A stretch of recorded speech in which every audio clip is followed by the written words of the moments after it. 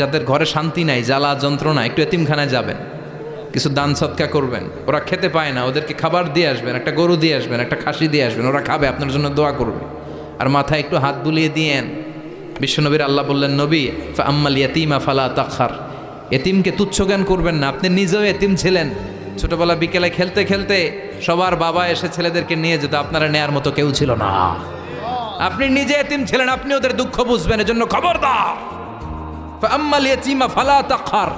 বিশ্বনবীর আল্লাহ ধমক দিয়ে বলে, ফালা তাখার, এতিমদের প্রতি কঠোর হবেন না, তুচ্ছ জ্ঞান করবেন না, এতিমের সাথে রূঢ় আচরণ করবেন না। এতিমের সাথে রূঢ় আচরণ করা কবিরা গুনাহ। নামে আল্লাহ কোরআন একটা সূরা দিয়েছেন, আল মাউন।